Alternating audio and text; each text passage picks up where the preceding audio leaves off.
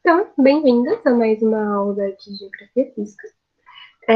Se vocês não estiverem me ouvindo bem, vocês me falam, que aí eu falo um pouquinho mais alto, tá bom? Eu não sei se ajuda a falar com o fone. Vamos fazer o teste? Peraí.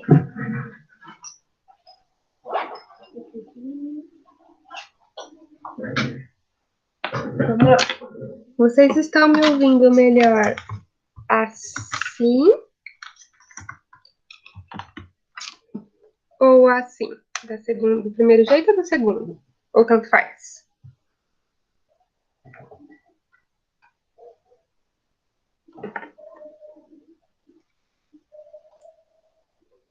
Tá igual, né? Ah, vou falar assim com o fone dessa vez. Qualquer coisa, se tiver ruim, vocês me avisam, tá bom? Bom, então bem-vindas a mais uma aula de Geografia Física. As nossas duas últimas aulas, elas foram sobre características físicas do Brasil, né? A gente começou falando de características físicas de maneira geral, e aí seguimos para falar de cada região. Então são uma sequência de 3 aulas. A primeira foi geral, a segunda foi regiões norte e nordeste, e hoje nós vamos falar de centro-oeste, sudeste e sul, rapidamente, tá bom? Então, eu vou passar os slides rapidinho, só para vocês relembrarem o que foi que a gente falou nas últimas aulas. Falou de características físicas do Brasil geral, a diferença entre mapas físicos e mapas de relevo, que apesar dos os mapas físicos servirem para a gente inferir mais ou menos como que é o relevo, eles não falam especificamente de geomorfologia.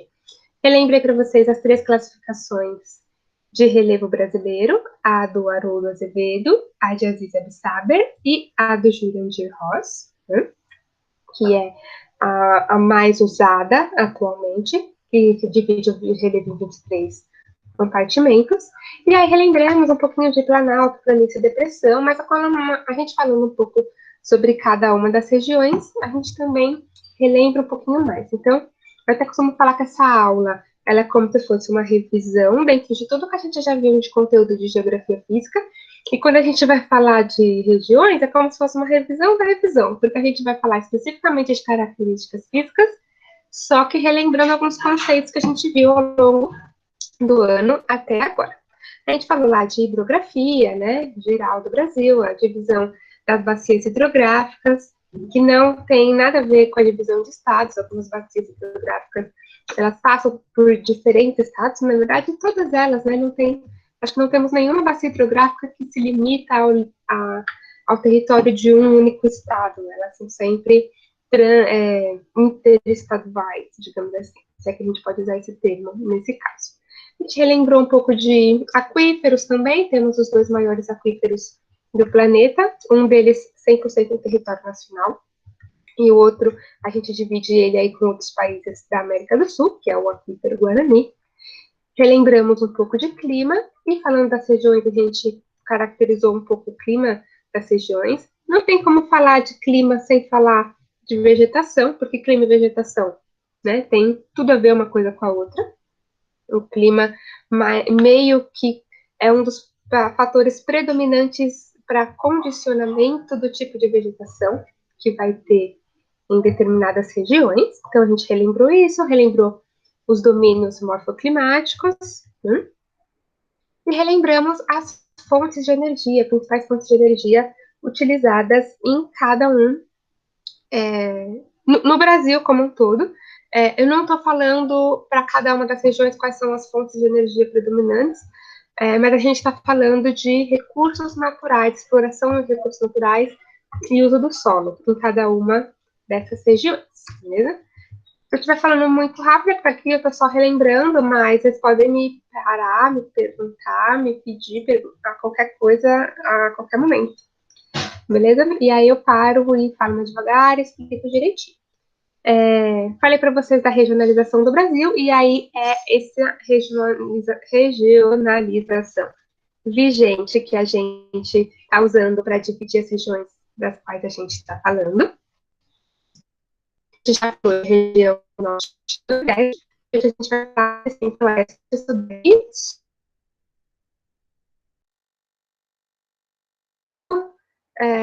Aliás, é bom falar assim, Principais características aí da região norte: maior região do Brasil, mas com baixíssima densidade demográfica, a região que tem a menor densidade demográfica. Densidade demográfica, lembram quantos habitantes vivem em cada quilômetro quadrado, em média, né? É uma área de grande fronteira, né? Fronteira com diversos países, e a gente tem nada mais, nada menos, e aí a principal característica da região norte, a bacia hidrográfica do Rio Amazonas e a própria floresta amazônica. São duas principais características físicas aí da região norte do Brasil.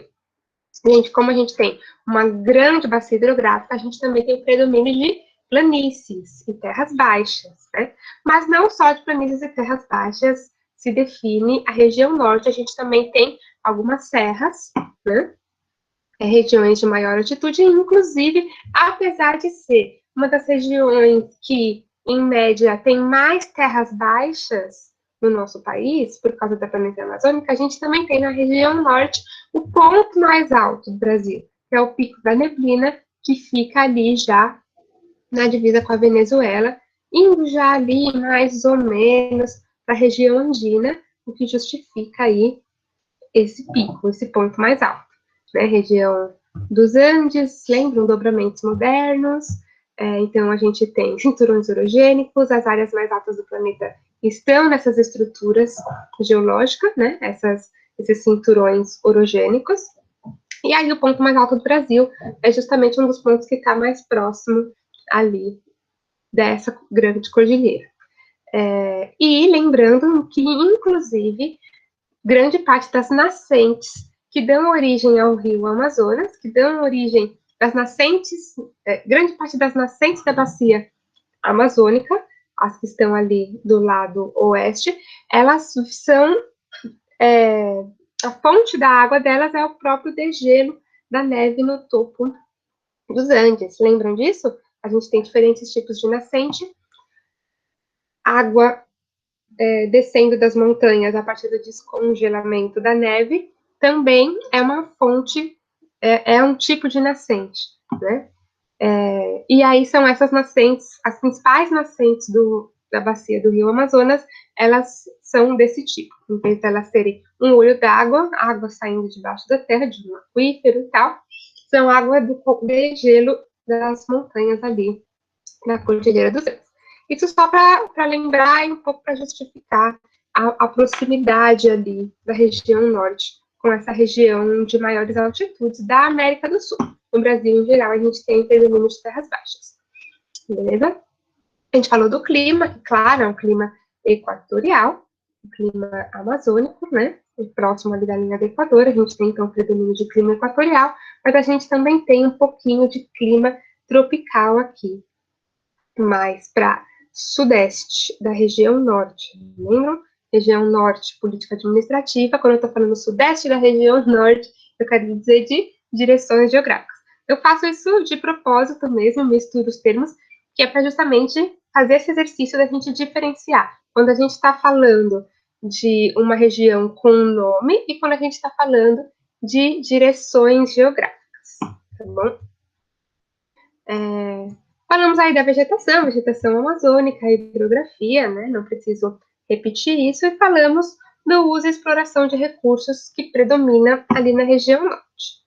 Para a região nordeste, a gente também falou bastante coisa, falamos principalmente da questão socioeconômica, né? Um pouco da questão de relevo, na verdade a gente falou bastante da questão de relevo, e principalmente da divisão da região nordeste em sub-regiões aqui, as sub-regiões da região nordeste. Bastante importante da gente lembrar. As 4 sub-regiões: Zona da Mata, o Agreste, o Sertão e o Meio Norte.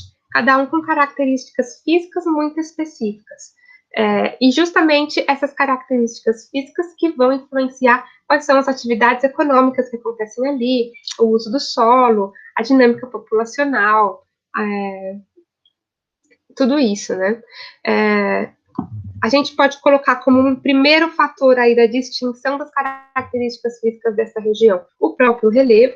A gente tem aqui, dividindo a zona da mata do sertão, a gente tem o Planalto do Borborema e uma região de serras, que vai dividir a Zona da Mata, que é tem mais um predomínio de planície costeira, terras mais baixas, que são, inclusive, influenciadas pela umidade do oceano, e que é muito diferente do sertão, que é uma área seca, o nosso semiárido, e onde a gente tem um relevo mais rebaixado, a tal da depressão sertaneja.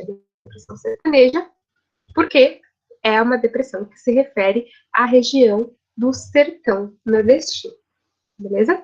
O meio norte, que a gente tem ele como uma zona de transição entre a caatinga, né, do tipo vegetacional e do mínimo climático, e a Amazônia, onde a gente vai ter a mata de cocais, as carnaúbas e tal, e o agreste, que é essa faixinha aqui, que também é uma zona de transição entre a zona da mata e o sertão, e onde predomina ali, e agora, aqui, agricultura de subsistência e também pecuária.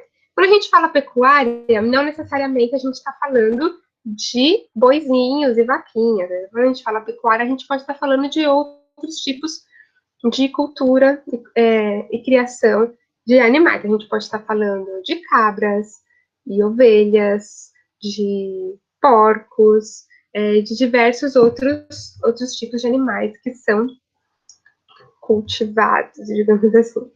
São criados aí para uso comercial. Beleza? Falamos, então, né, consequentemente, da exploração de recursos do Nordeste, e aí, como eu disse, olha só, tem um forte papel na criação de cabras, né, no nosso país, na produção aí de cabras, digamos assim.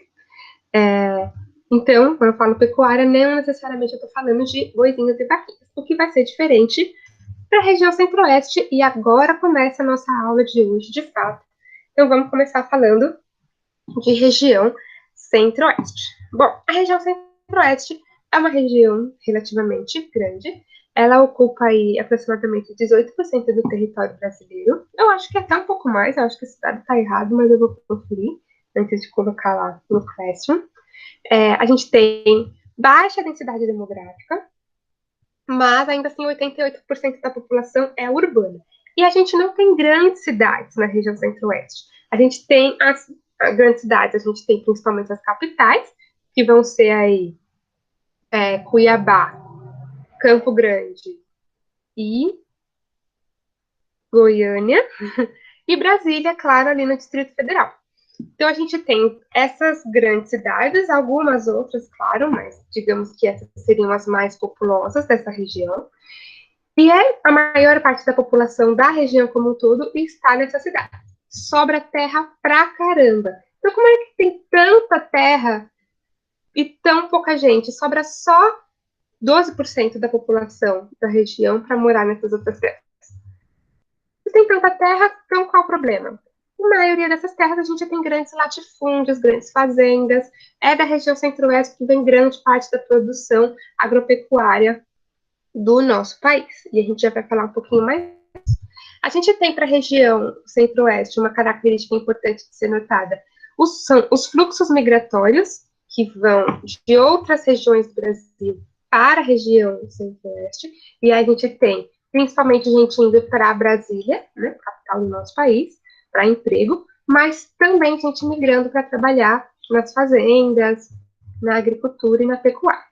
A gente tem uma característica bem forte da região centro-oeste, a agropecuária de exportação, ou seja, agricultura e pecuária que são produzidas para uso comercial, mas não para serem comercializadas dentro do nosso país, mas sim para serem exportadas para outros países, soja, carne, todo tipo de produto que a gente exporta aí em commodities, né? E aí, nesse sentido também, a região centro-oeste, ela tem um aspecto econômico bastante importante para o Brasil, como um todo, né?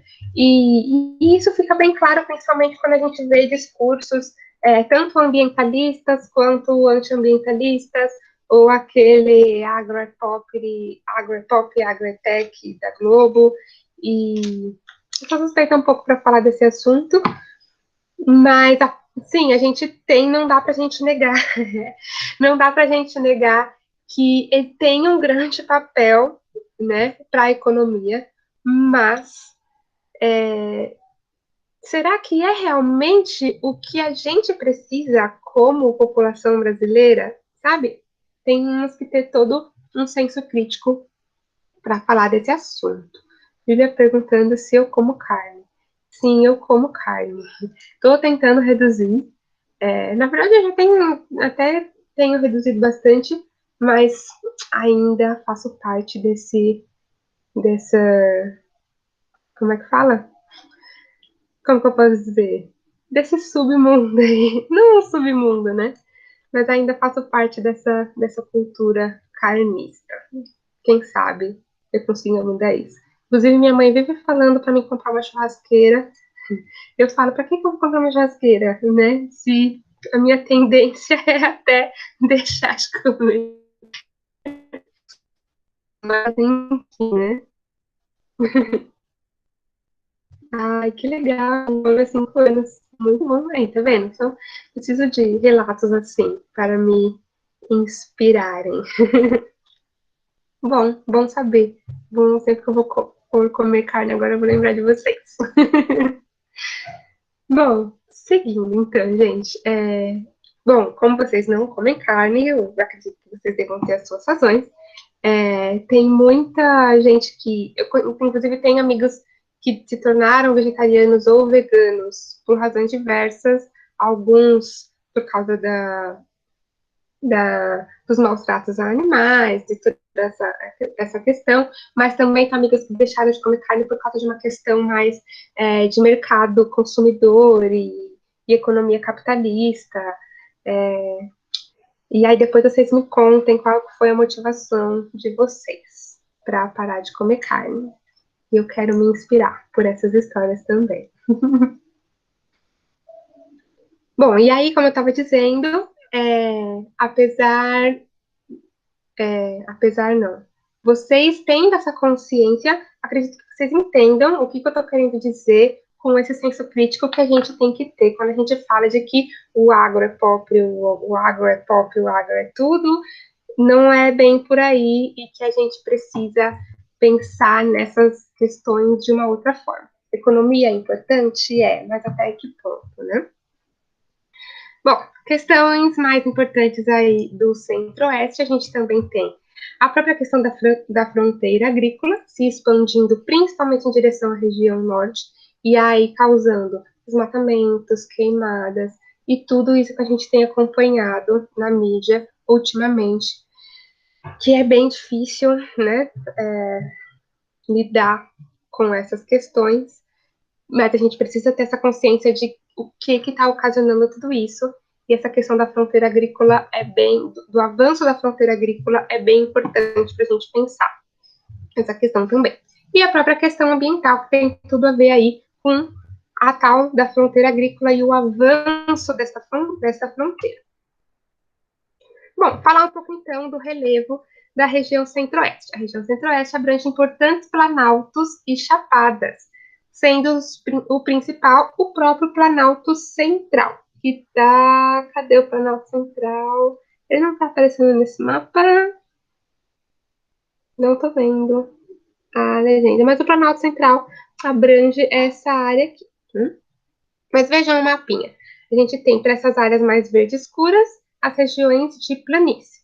As verdes claras, planaltos baixos, planaltos médios no amarelo, serras e montanhas no laranja. Então a gente tem um predomínio aí de verdes claros e amarelo, planaltos no geral, planaltos baixos e planaltos médios. Tem uma música que agora eu fico tentando lembrar que música que fala do Planalto Central. Um reggae, Nat Roots, eu acho. Não estou conseguindo me lembrar a letra da música, mas vou achar ela, vou colocar junto no Classroom para quando vocês ouvirem, vocês lembrarem da nossa aula de geografia, da nossa aula sobre características da região centro-oeste. Então, a gente tem o Canal Central, e inclusive a sede do governo brasileiro, né, faz essa referência ao Planalto Central também, por causa dessa grande região de planaltos aí que predominam no centro-oeste. A gente também tem chapadas e serras, seguido pelo Planalto Meridional, que possui os solos mais férteis da região. Gente, olha o Planalto Central aqui, eu louca, procurando ele nos nomes pequenininhos. Planalto Central que abrange toda essa grande área verde aqui. Planalto Meridional, aqui para baixo. Beleza? Olha a Chapada dos Parecis, Serra do Caiapó, Chapada dos Guimarães. Toda essa região, ela tem grande atividade agropecuária ao longo da região toda, tá bom? E se aproveita, claro, os solos, lembrando que as características do solo têm a ver com as características do relevo, então se aproveita todo esse contexto para esse boom e essa ampliação da atividade agropecuária na região. O Centro-Oeste abrange também a planície do Pantanal, aqui, né, uma região bem baixa, que caracteriza-se por apresentar grandes áreas alagadas pelo rio Paraguai e seus afluentes, em determinadas épocas do ano, o que não é o caso agora que a gente está vivendo uma situação de seca extrema ali na região do Pantanal. E tem deflagrado as queimadas e todo esse terror que a gente tem acompanhado. Um pouco sobre a hidrografia da região centro-oeste. A gente tem 3 grandes bacias hidrográficas que abrangem a região ali. A gente tem no norte do Mato Grosso uma parte da bacia amazônica, então algumas nascentes e rios que vão correr sentido Rio Amazonas, então eles fazem parte do Rio Amazonas, da bacia amazônica. Uma parte da bacia Platina, lembra qual que é a bacia Platina? A bacia Platina é aquela da qual nós estamos aqui em sua subbacia. A gente tem a bacia do Rio Paraná, a gente faz parte da bacia do Rio Paraná, a gente aqui na cidade de São Paulo estamos dentro da bacia do Rio Paraná, né, dentro da bacia do Rio Tietê, que é uma subbacia do Rio Paraná, que é uma subbacia do Rio da Prata, né, bacia Platina, então. Então, a gente tem rios aqui, o Rio Paraguai e os seus afluentes, que eles vão desaguar aí lá no Rio Paraná, e de lá no Rio da Prata, que fica ali entre a Argentina e o Uruguai. Então, a gente também tem uma grande região que tem suas águas drenando em direção ao Rio Paraná e ao Rio da Prata. Olha aqui, já no Mato Grosso do Sul, já no limite com o estado de São Paulo, drenando águas aqui diretamente para o Rio Paraná, que vai lá para o Rio da Prata. O Rio Paraguai também drena águas para o Rio Paraná, apesar desses rios não se encontrarem aqui. Apesar do Rio Paraguai não desaguar aqui no Rio Paraná como o Tietê, ele vai desaguar já lá embaixo, já perto do Rio da Prata mesmo. E a gente também tem um pedacinho da bacia do Tocantins-Araguaia, aqui, né? Alguns rios e seus afluentes, drenando águas em direção ao rio Tocantins-Araguaia, lá já no estado do Tocantins. Bom, a maior e mais importante é a bacia do Rio Paraguai, né? Aqui, baciazinha do Rio Paraguai, que é parte da bacia Platina, que drena inclusive o Pantanal. E ele nasce na Chapada dos Parecis, aqui em cima, que também é bastante importante. Também contempla grande parte do aquífero Guarani, tá ali, na região principalmente ali do Mato Grosso do Sul e uma parte do Mato Grosso. O clima da região centro-oeste é tipicamente tropical, aquele tropical, lembram que tem uma estação do ano seca bem definida, né? Então, estamos aí agora, não em meados, a gente já... O clima tá todo doido, né? Mas a estação seca bem definida geralmente é o nosso inverno. E essa secura tem prevalecido até agora, setembro, outubro, o que não ajuda nem um pouco na questão das queimadas, né? Então, olha como a gente associa as coisas com a época do ano em que elas acontecem. Quando um fato como esse das queimadas do Pantanal, da Amazônia acontecem, a gente pode associar com que época do ano isso está acontecendo, quais são as características climáticas, e daí a gente tira se tem outros problemas envolvidos, como no caso agora as mudanças climáticas, ou não, se é uma coisa que daqui a pouco vai acabar, ou se é uma coisa que vai perdurar, a gente, quão a gente precisa intervir, apesar de que nesse caso a gente precisa intervir mesmo, né? A gente, enfim. Então, sempre associar clima com a época do ano é sempre bastante importante. A gente também tem na região centro-oeste um pouquinho de clima equatorial, já ali perto da Amazônia. Na verdade, a floresta amazônica, o domínio morfoclimático amazônico, eles avançam até o centro-oeste. E aí que a gente tem a questão da fronteira agrícola. A fronteira agrícola é até onde a floresta começa. A gente tem o avanço dessa fronteira agrícola, a gente quer dizer que essa fronteira está avançando para dentro da floresta. E quando ela avança, ela elimina a floresta para transformar essas áreas em terras agriculturáveis e pastos, né? Então, a gente tem o avanço da fronteira agrícola como um problema sério na região centro-oeste, porque a gente está acabando com o que ainda tem de floresta amazônica na região centro-oeste. A gente também tem clima tropical de altitude nas áreas mais elevadas dos planaltos. Lembram do mapa anterior que a gente tem umas áreas de serras e montanhas? Nessas áreas a gente tem um pouquinho de clima tropical de altitude. Vegetação. Apesar de a gente ter predomínio de cerrado, o cerrado é o tipo vegetacional, o bioma e o domínio morfoclimático predominante na região centro-oeste, a gente também tem um pouquinho de Amazônia, né, que eu estava falando agora para vocês, a gente tem esse avanço da fronteira em direção à floresta, e, claro, o Pantanal como bioma aí. Vocês já devem ter visto dados de que o Cerrado é o bioma mais ameaçado do Brasil, que resta muito pouco de vegetação original de Cerrado. E se o Cerrado é predominante na região centro-oeste, faz sentido que o motivo do Cerrado estar acabando seja justamente o uso do solo que se dá à região centro-oeste, predominantemente, certo?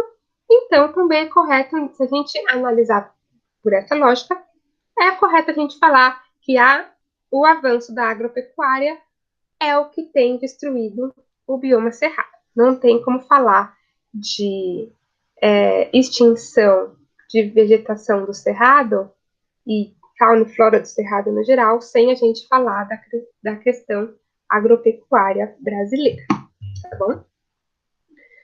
Bom, e no Mato Grosso do Sul, a gente tem uma área que é essa laranjinha aqui, eu não estou conseguindo enxergar, mas acho que é essa roxinha aqui, não estou enxergando direito, mas que a gente chama de vacária, ou de campos limpos, que é uma região que lembra os pampas, não é nem cerrado, nem Mata Atlântica, nem semiárido, é uma região de campos, mas ela é naturalmente assim, não é porque ela foi desmatada e sobrou pouca vegetação. Não lembram a vegetação dos pampas? A vegetação predominantemente rasteira, né? Parece que foi uma área que foi desmatada, parece um grande pasto, mas ela é naturalmente assim, né? Rapidíssimo, mas é mesmo. E o domínio morfoclimático, né? Como a gente já falou, a gente tem Cerrado e a gente tem a Amazônia. Domínio morfoclimático Amazônia. Aqui era só para relembrar a fitofisionomia do Cerrado, os diferentes tipos de vegetação que a gente encontra no bioma cerrado. A gente tem desde formações de arbustos, com aquelas árvores todas tortas, até áreas com vegetações mais altas, formações de florestas, né? A gente tem formações campestres, campos, vegetação rasteira, arbustos, mais já para formação savânica, e vegetação de floresta, formação de florestas, áreas mais altas, principalmente onde a gente tem mais água, né? Então, a gente tem diversas características do cerrado, diferente da Amazônia, por exemplo, e da Mata Atlântica, a gente tem árvores grandes, de folhas largas. No cerrado, a gente encontra diferentes tipos vegetacionais. E justamente porque grande parte do cerrado parece mesmo campo e pasto, e claro, devido às características de solo, de clima e tal, é que aquela região se torna muito propícia para implantação e avanço da agropecuária mesmo. Um pouquinho também era para a gente relembrar do Pantanal. Olha como o Pantanal ficou uma área bastante alagada, né? Como um pântano mesmo, né? Bastante alagadiça. Isso na época de cheia, na época de chuvas. Na época de vazante, toda essa água evapora ou vai embora aí para sua bacia hidrográfica. E sobre o uso e exploração de recursos na região centro-oeste. A gente tem pecuária extensiva e de corte como atividade mais importante da região. A gente chega a ter 4 cabeças de gado para cada habitante. Isso seguindo informações da Embrapa, se não me engano. E depois disso, agricultura comercial. Esse mapinha aqui é o mapinha de uso da terra do Centro-Oeste. Ele mostra pelas cores as atividades, né? Atividade agrícola, atividade pecuária, agropecuária e assim por diante. O extrativismo vegetal. Extrativismo vegetal, olha que interessante, né? Que o extrativismo vegetal já perto da floresta amazônica, né?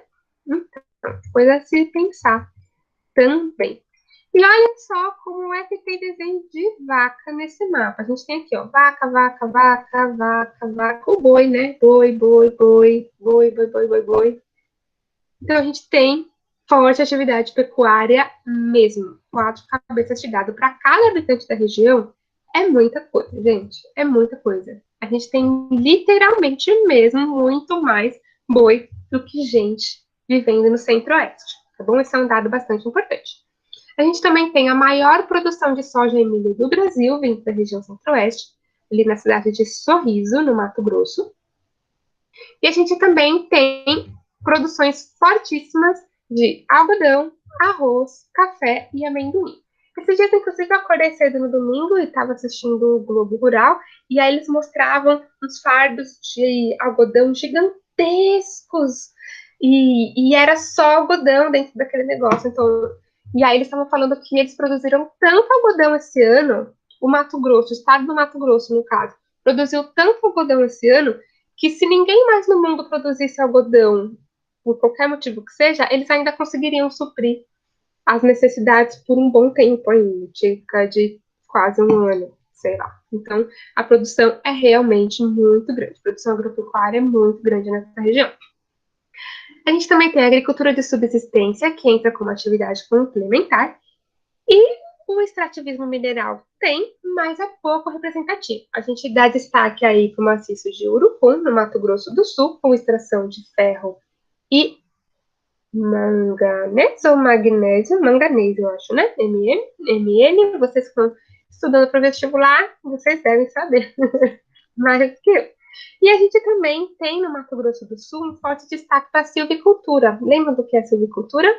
É a produção e o cultivo de espécies arbóreas para uso comercial, como, por exemplo, o eucalipto para produção de papel e celulose, tá? E aí é isso mesmo, principalmente eucalipto, grandes propriedades, grandes fazendas de eucalipto no Mato Grosso do Sul. Isso tem crescido bastante por lá.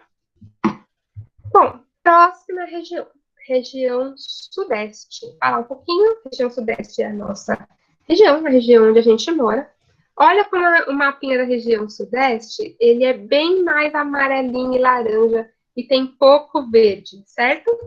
Então, na região sudeste é onde predominam as serras do nosso país. A gente tem bastante serra na região sudeste, um relevo bastante acidentário, bastante planalto também, então todo mais coloridinho, mapa assim, mais pro marronzinho, laranja e tal.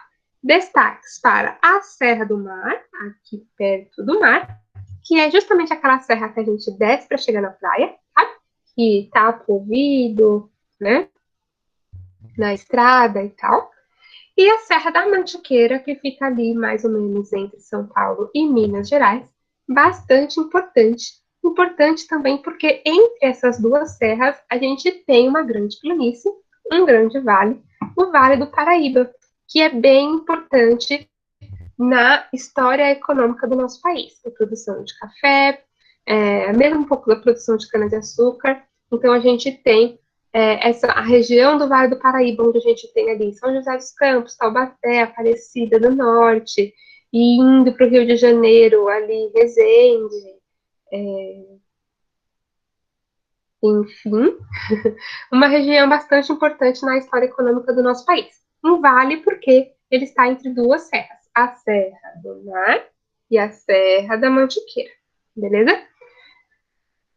E aqui o sul de Minas, cheio de montanhas, né? Tem gente que gosta muito de viajar para o sul de Minas porque é uma região montanhosa, tem cachoeira pra caramba, lugares incrivelmente lindos, nessa região mais montanhosa de Minas Gerais. Beleza? Então, no sudeste em geral, região mais de serras, mais irregular. A gente também tem que falar da nossa planície costeira. A planície costeira do Sudeste, ela é bastante recortada e abrange baías e lagos, né? Baías, que são aquelas áreas onde o mar entra no continente, como a Baía de Guanabara, no Rio de Janeiro, onde a gente tem a ponte Rio-Niterói atravessando de um lado para o outro da Bahia, né? Para não ter que dar a volta, fizeram essa ponte, que é a maior do Brasil, eu acho. Eu não sei se a de Manaus passou ela, mas ela é bem grande. E esse esqueminha aqui, ele está mostrando justamente qual que é a diferença de relevo. A gente tem a planície, terras baixas lá, em coisa que em alguns lugares da região sudeste essa planície tem uma distância de 50 quilômetros para dentro do continente, em outras apenas alguns metros, né? Já começa a serra logo ali pegado no mar. Então, bastante recortada. Áreas com planície maior, áreas com a planície menor, por causa da proximidade com a serra mesmo. E a gente tem o Planalto, e aqui é mais ou menos um esqueminha do relevo do Sudeste, tá? Planície, o Planalto, depressões, áreas mais rebaixadas, e depois mais Planalto, beleza? Aqui, se a gente for para o interior do estado de São Paulo, pela rodovia Castelo Branco, a gente vai passar justamente, a gente já está aqui no Planalto, né? Se a gente viesse de Santos, a gente ia subir a serra, ia chegar no Planalto, depois a gente ia descer a depressão periférica paulista, que a gente chama, depois subir outra serra, a Serra de Botucatu, para seguir rebaixando até o nível do Rio Paraná, beleza? Só para exemplificar mais ou menos. E aí, na região sudeste como um todo, a gente tem mais ou menos a mesma característica. Hidrografia. A gente tem duas grandes bacias que tem nascentes na região sudeste, a Bacia Platina, lá do Rio Paraná, já falamos dela agora há pouco, Rio Tietê e Rio Paraná, e a Bacia do Rio São Francisco, que apesar de ser o rio mais importante da região nordeste, as principais nascentes dele estão na região sudeste, no estado de Minas Gerais. Beleza? Então, aqui. Essa daqui, amarelinha, é a bacia do Rio São Francisco, tá bom? E grandes rios e seus afluentes também nascem nas regiões de planaltos e serras, como, por exemplo, o Rio Paraíba do Sul, que eu estava falando para vocês agora há pouco. A gente tem aqui aquela área de bacias, pequenas bacias que desaguam diretamente no Oceano Atlântico, e um dos principais rios é o Rio Paraíba do Sul.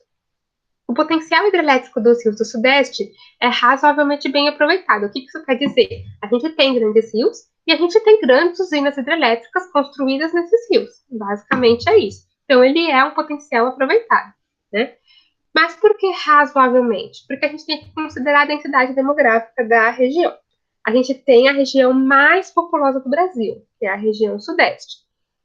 A gente tem bastante usina hidrelétrica, bastante barragem para armazenamento de água para consumo. Mas a gente tem ainda muita gente. Não fosse isso, a gente não teria, por exemplo, a crise hídrica que a gente teve há alguns anos atrás.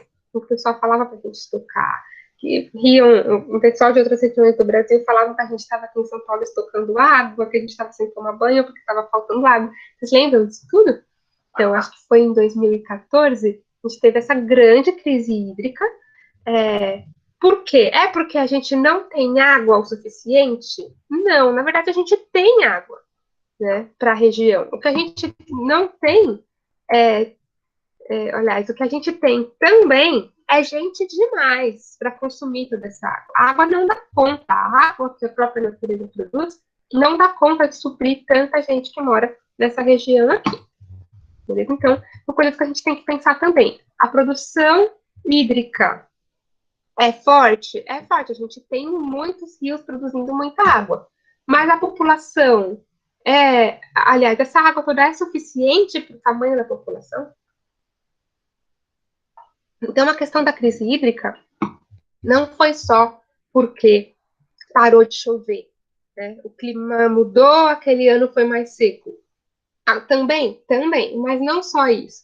A própria questão da distribuição da água, a gestão dessa água. Quem está usando mais água? E eu garanto para vocês que não é a população em suas casas que consome toda a água da região sudeste. A gente tem muitas indústrias na região sudeste, a gente também tem grande produção agropecuária no interior aí, principalmente do estado de São Paulo. O estado de São Paulo é o maior produtor de cana-de-açúcar, por exemplo, né? Então a gente tem água sendo consumida pela agricultura, cana-de-açúcar, soja e para a própria pecuária também. Então, a questão maior da crise hídrica é a gestão dessa água, como que essa água está sendo utilizada, e não a questão climática de se está chovendo ou não está chovendo, beleza? É sempre bom lembrar isso. O clima da região sudeste. A gente tem predomínio de clima tropical e subtropical, né? Com presença também de tropical de altitude nas áreas mais altas, e a gente tem bastante área alta. Não, sim, alta pique Andes, mas a gente tem áreas altas, tipo Campo do Jordão, que tem 1.600 metros de altitude, o que para nível Brasil é bastante coisa até. E aí, nessas áreas mais altas, a gente tem clima tropical de altitude. E também tropical úmido no litoral. Claro, mesma lógica da zona da mata no Nordeste. A gente tem influência da umidade vindo do mar, deixa o clima ali mais úmido até onde esse ar úmido chega, que geralmente é até a serra, beleza? Por isso que chove mais na praia também. Chove mais em Uba-chuva, né? Que eles costumam falar. Em Santos, eu sempre escuto a previsão do tempo no rádio, eles sempre falam que vai ter pancadas de chuva em Santos à tarde, né? Direto, muito mais do que aqui. E isso tem relação justamente com esse ar úmido que vem do oceano. O efeito da maritimidade e continentalidade é bastante perceptível na região sudeste, porque a gente tem essa diferença altitudinal do nível ali da planície costeira para o nível de planalto. Então a gente percebe muito bem a diferença entre o ar que está mais úmido e o ar que está mais seco, para dentro do continente. A vegetação. Originalmente a gente tem predomínio de mata atlântica e florestas tropicais. Entretanto, a Mata Atlântica está bastante devastada, sobrou muito pouco da Mata Atlântica original. Justamente por quê? Porque é a região mais populosa mesmo. Então, a gente tem grandes cidades, a gente tem muita gente morando e expandindo a área urbana, a gente tem menos Mata Atlântica mesmo, sem contar, claro, toda a questão agropecuária. E aí, em parte, além disso, em parte do interior de São Paulo, e todo o Nordeste, o Noroeste de Minas Gerais, a gente também tem Cerrado, o predomínio de Cerrado já ali, já pertinho do centro, na região centro-oeste do Brasil, beleza? Entretanto, e agora que esse negócio entrou na minha frente, eu não consigo terminar de ler o texto. Entretanto, em todo o Sudeste, a vegetação original é tão devastada, que é justamente o que eu estava falando. Vegetação original bastante devastada por causa da grande densidade demográfica. E, claro, claro, a gente também tem que relacionar. A questão da agricultura no estado de São Paulo e de Minas Gerais não é só para uso comercial também. A gente também precisa consumir esses recursos, a gente também precisa consumir esses produtos. E a gente tem a região mais populosa, então é prático que a gente tenha produção perto da gente. Então a gente também tem que relacionar essas coisas.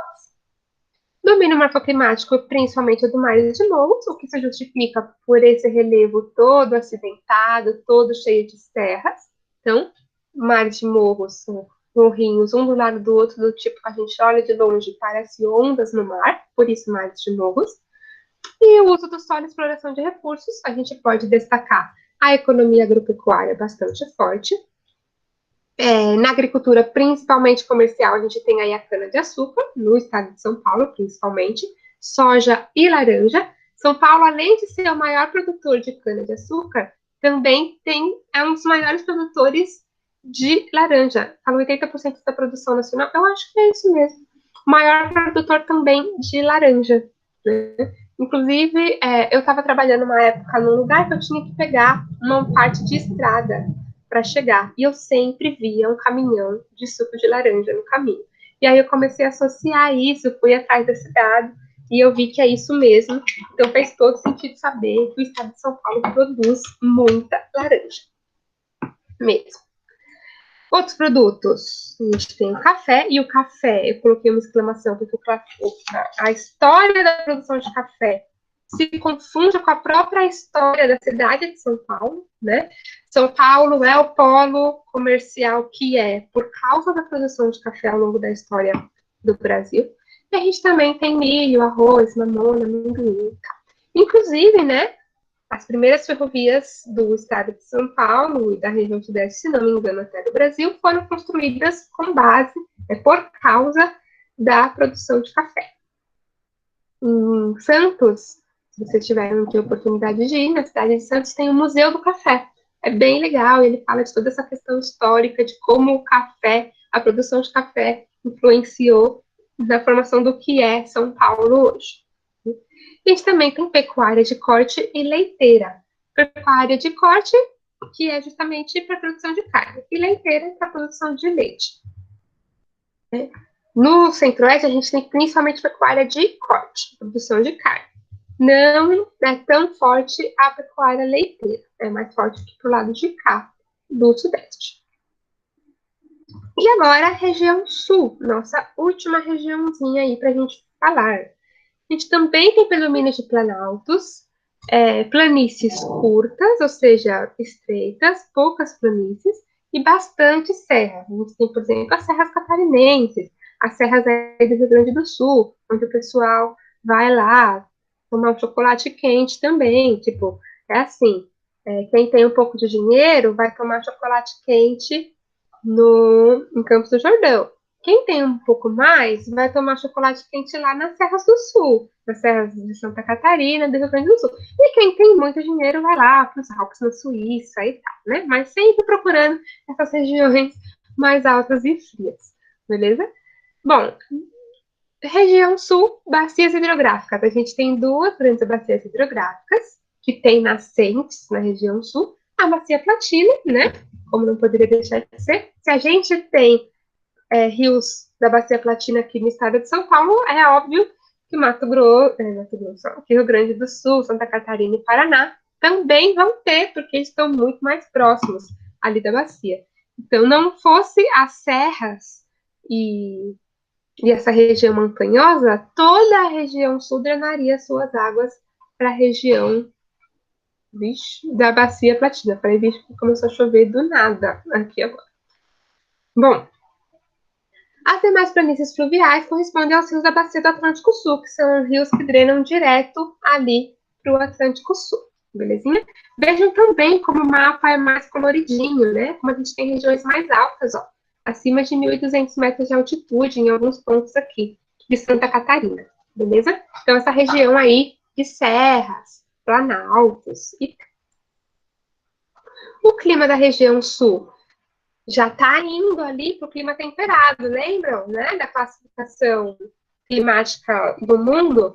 Mais para sul a gente tem, mais para sul e mais no extremo, mais para norte, a partir das linhas dos trópicos, a gente tem climas temperados. Aqui no Brasil a gente não chega a ter clima temperado porque a gente ainda tem forte influência do clima tropical e das massas de ar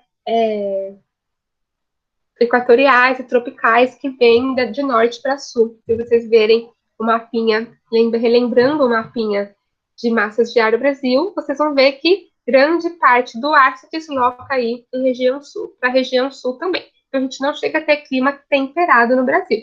A gente vai ter aí na região sul o predomínio de tropical úmido, aqui mais perto do mar, bastante influenciado pela massa polar atlântica, né? Um clima mais frio, mas ainda assim úmido. Lembram? Sempre que a gente compara uma uma massa de ar úmido com uma massa de ar, aliás, com uma massa de ar marítima com uma massa de ar continental, a gente tem mais umidade na que se formou no mar, na marítima. No caso, a Atlântica, polar Atlântica. E ela é mais úmida, ela traz mais úmida, ela traz mais amenicidade, digamos assim, para o clima. Deixa o clima um pouco mais ameno do que aquele extremo frio, tá bom?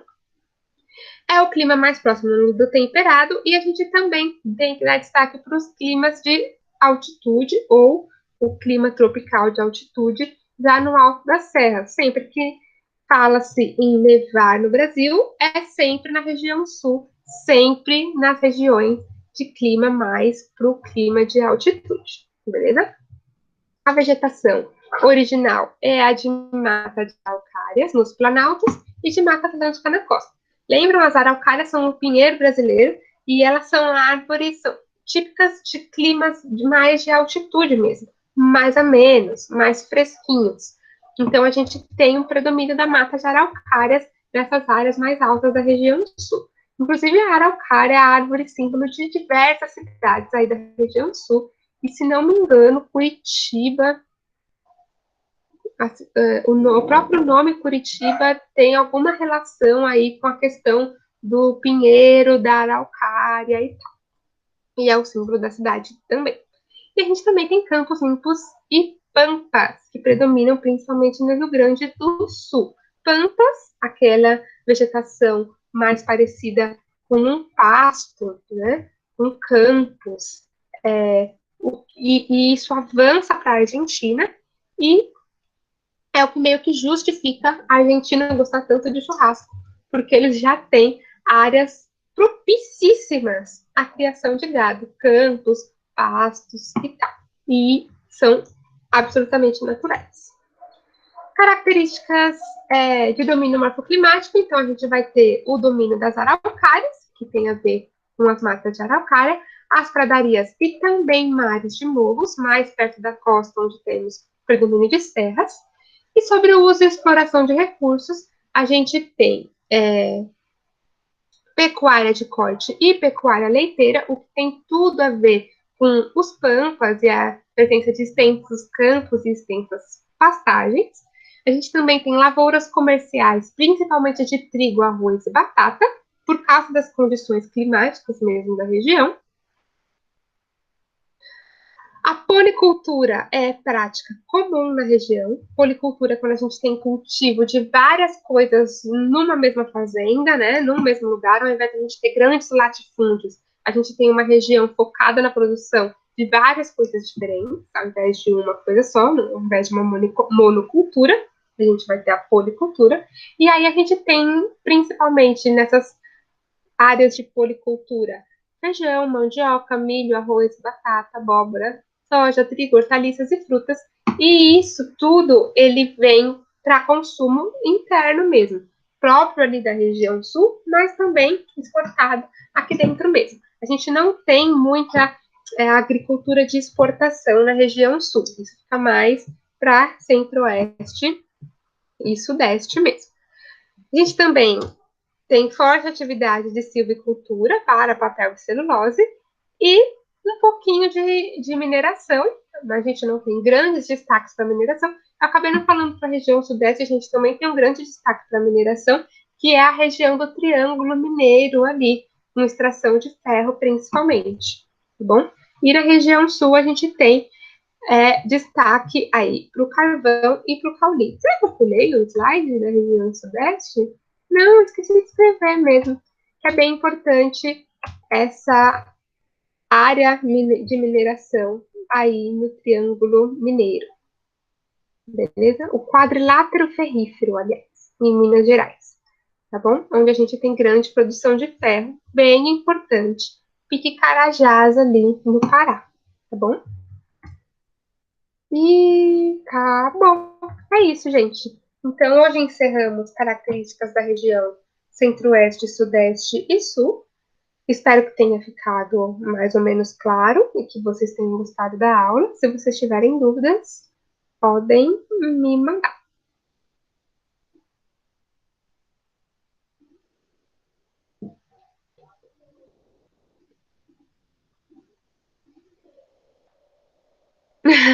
É, acabamos em ponto. Realmente. Ai, que bom que vocês gostaram. Então tá bom. Se vocês tiverem dúvidas depois, estudando, vocês podem me chamar. Vou colocar, disponibilizar a aula lá, mas a qualquer momento que vocês estiverem estudando, vocês podem entrar em contato comigo. Vou encerrar a gravação.